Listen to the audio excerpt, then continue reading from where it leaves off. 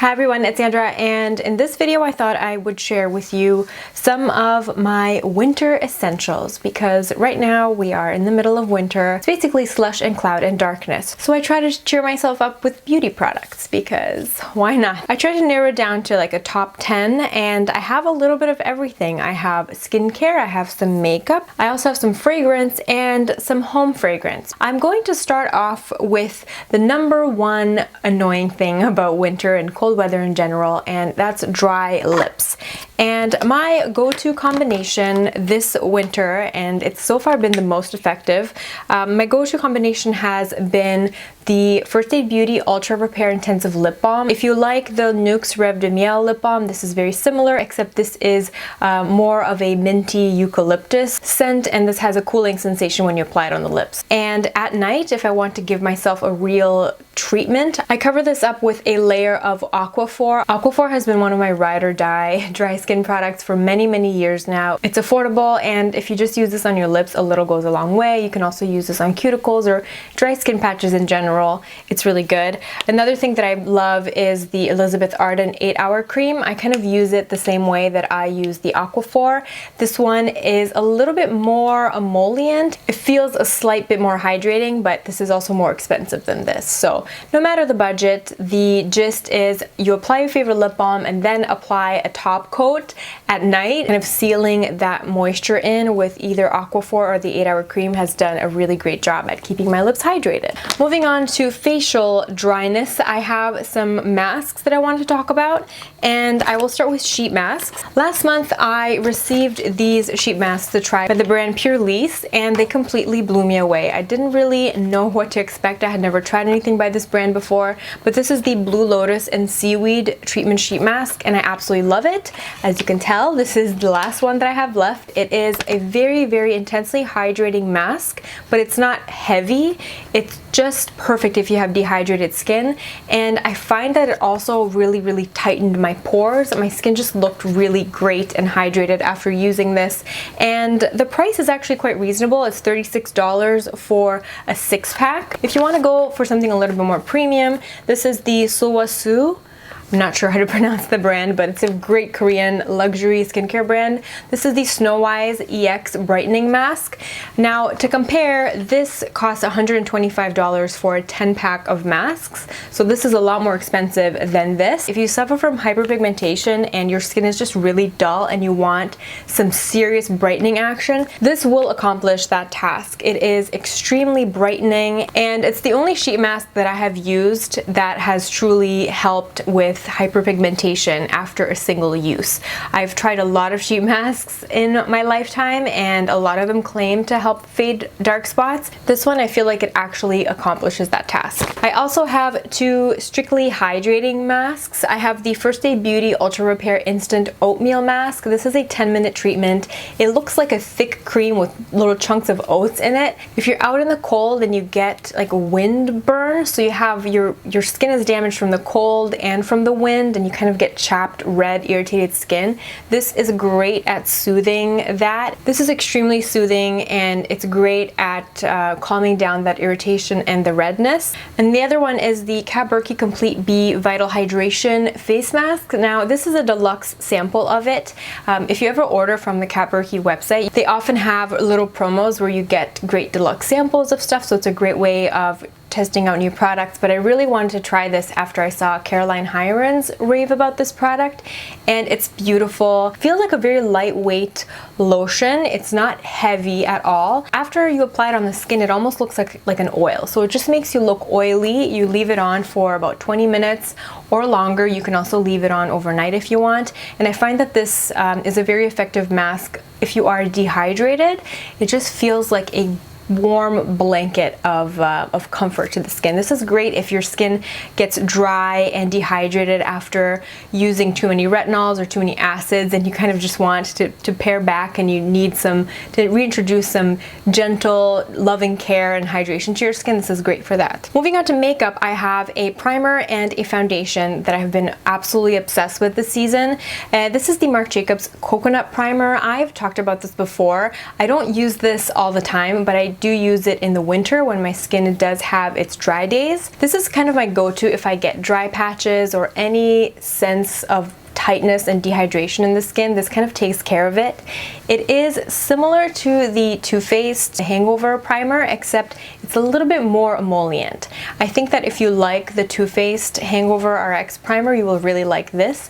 This is kind of like the one step above it. I feel like it does a little bit more in terms of creating a smooth surface before makeup application. I think this does have some silicone in it, whereas the Too Faced one is silicone free. So I really do like this, and I reach for it every single winter. For foundation, I have been smitten with the Tom Ford Traceless foundation stick, and obviously it's a foundation stick. I have a tutorial in which I use this. If you like to see my method of application and how it looks like on, I use this in the shade Natural, and it is a perfect match for my skin right now. It blends in with ease. It looks really flawless. I love applying it with the Beauty Blender. You can really build up the coverage. It's perfect for travel, which is what I got it for, especially if you're traveling somewhere and you just want to bring a carry-on. This being a foundation stick will not interfere with any liquid restrictions, which is awesome. The only downside is, of course, it's Tom Ford, so it's expensive. This is the most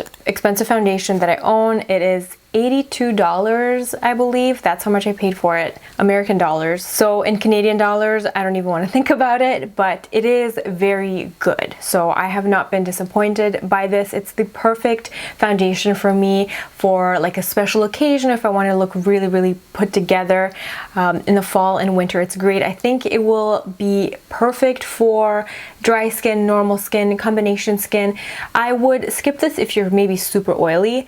I wouldn't reach for this foundation in the summer. When I first mentioned this, I got questions from a lot of people on how this compares to the Hourglass Vanish foundation, and I only tried the Hourglass Vanish foundation in store at Sephora, and I did not like it. I found that it looked really cakey, but I only did try it in the store that one time, so I can't say I have the most well-rounded opinion on it. You might want to look up on Google how this compares to the Hourglass Vanish foundation stick. I think somebody that actually owns both foundations will be able to steer you in the right direction more. But from my sensory experience of both of them, this feels more emollient on the skin, and I don't think this is quite as high coverage. I think that the Hourglass is quite full on from when you first apply it, whereas with this, if you want that full on finish, you have to build it up in layers. Next up, I have a nail polish, and it is the nail polish that I'm wearing right now. I am all about that winter white, and this is the nicest white nail polish that I have found after using, I tried Alpine Snow from OPI, and I used Blanc by Essie for a really long time.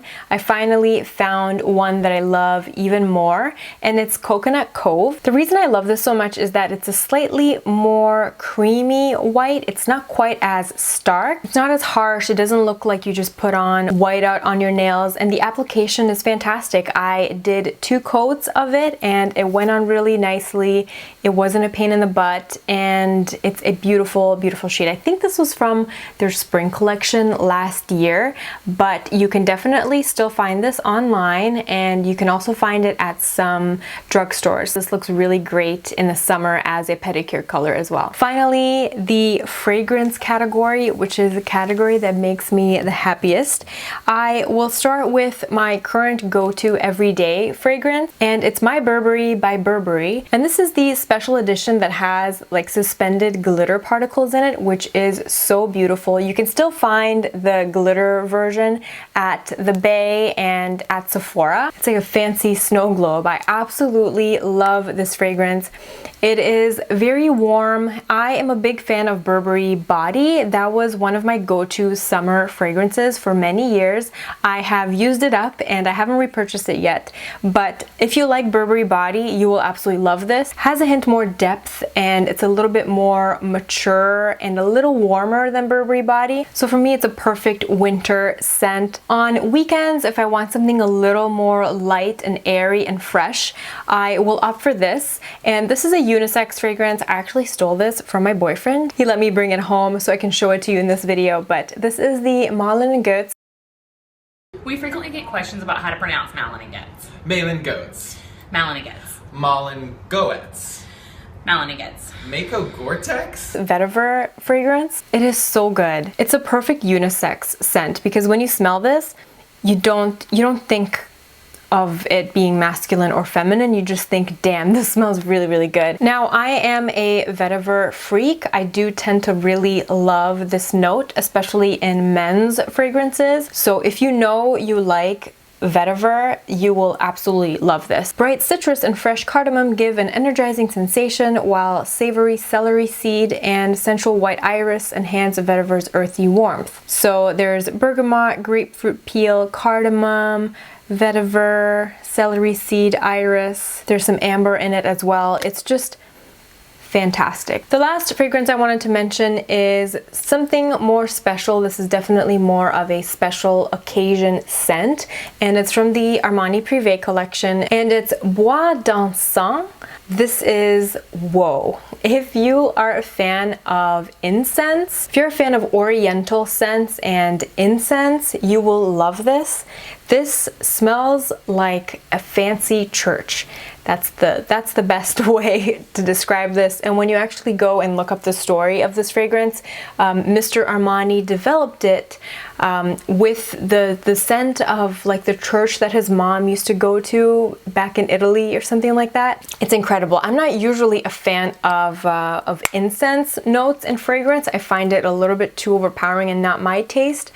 But something about the way that they developed this fragrance is just unreal. It's a unisex fragrance. It's very, very smoky. And again, the main notes of this fragrance are vetiver, incense, and woods. This is actually a very, very special purchase for me because the first time I smelled this scent, I was in the Armani Hotel in Dubai, and this was actually the scent that they sent the hotel with. So I was eating dinner at a restaurant in the hotel. I went to the bathroom and they had like the soap had this scent, and I think if you stay at the hotel, the amenities like the shower gel and body lotion and stuff that they have there also have this scent, and it was just the most mesmerizing, captivating scent ever. So once we got home, I ended up ordering this online because it was actually cheaper for me to get it here than to buy it there. But long story short, this is amazing. I wanted to share with you two of my absolute favorite candles in the world for wintertime, and both of them are by Nest. Nest is my favorite brand for home fragrance.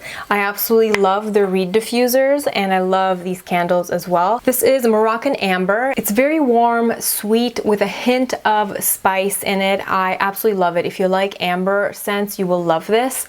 And there's almost like a slight vanilla cake undertone to it. It does have a little bit of sweetness in it. So it just kind of warms up the space, and it makes it smell really, really, really good. It's a little bit more girly. I love this. I will definitely be repurchasing it. And I think they have this year round.